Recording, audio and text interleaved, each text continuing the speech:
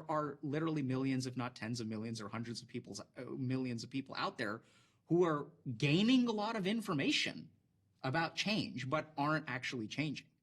It's wild. You have the idea already. You've had it for weeks, maybe months. You know exactly what it would look like if you did it. You've thought about the steps, the risks, the way it could go wrong, the way it could go right. You've probably even told someone about it. I'm thinking about starting. I've been planning to. And then nothing happens. Not because you're lazy. You're not lazy. You finish books other people never open. You research things other people never think to question. Your mind works constantly.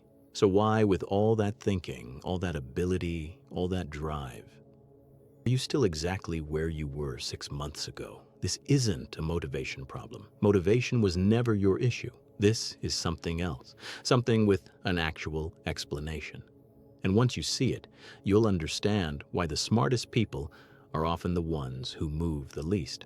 Here's what people don't explain when they talk about intelligence. It doesn't just help you see opportunities. It helps you see everything that could go wrong with them too.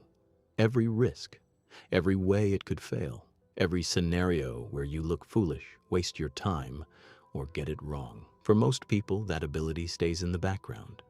But if you think deeply, if your mind naturally goes several steps ahead, that ability doesn't stay quiet. It runs constantly. The more capable someone is at analyzing a decision, the more possible outcomes they can generate. And past a certain point, that ability stops helping and starts blocking. Not because you're overthinking for no reason. Your mind is doing exactly what it's built to do.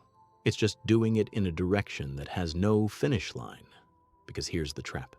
Analyzing feels like progress. It feels responsible, careful, smart. But at some point, more research isn't preparation anymore. It's a way of staying somewhere safe while telling yourself you're still moving forward. There's a reason this thinking pattern is so hard to walk away from, and it's not weakness. It's chemistry. There's a network in your brain that activates whenever you're not focused on the outside world. When you're planning, imagining, replaying, connecting ideas, researchers call it the default mode network.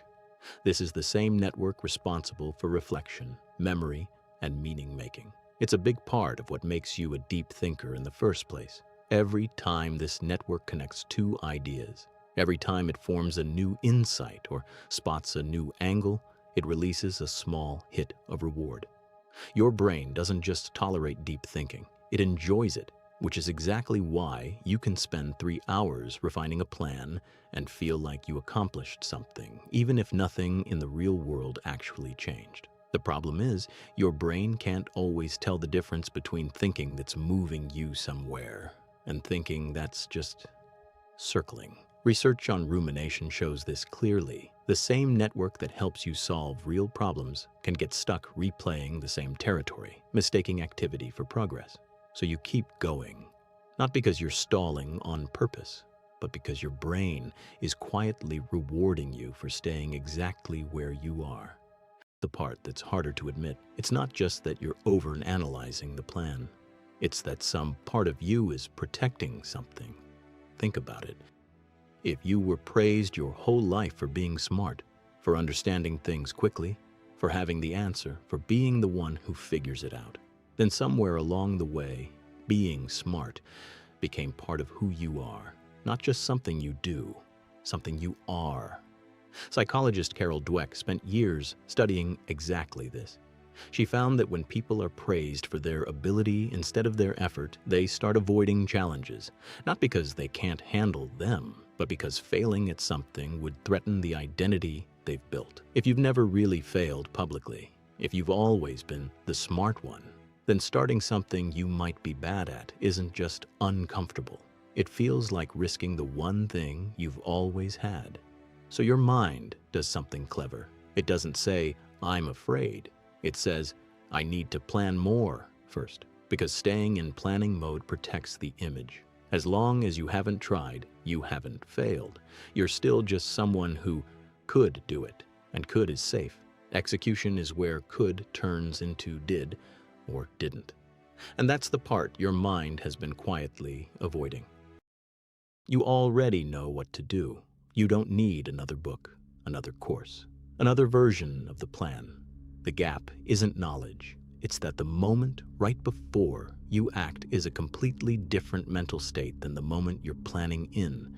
When you're thinking, researching, imagining, you're calm, safe, in control. But the second you have to actually do the thing, post it, send it, say it, start it, your body responds like it's under real pressure. Your heart rate rises. Your thoughts get harder to organize. This is the same state athletes and performers train for. Not because talent runs out, but because performing under pressure requires a completely different kind of practice than preparing does. Nobody ever teaches deep thinkers this distinction. You get very, very good at the calm, safe, planning state, and almost no practice in the state where your nervous system is activated, and you have to act anyway. So it's not that you lack discipline. You've simply trained one half of the skill and never touched the other. So how do you actually move? Not with more motivation, with a few specific shifts. First, separate reflection from rumination. Ask yourself one honest question. Is this thought taking me somewhere? Or is it just the fifth version of a thought I already had? If it's the fifth version, you're not thinking anymore. You're circling. And circling feels like work, but it produces nothing. Second, shrink the action until the fear disappears. Not start the business. Open the document. Not post the video. Start writing the hook script. This is called behavioral activation. Taking an action so small your nervous system doesn't register it as a threat. Your brain resists big moves. It rarely resists tiny ones. Third, create distance from yourself, literally.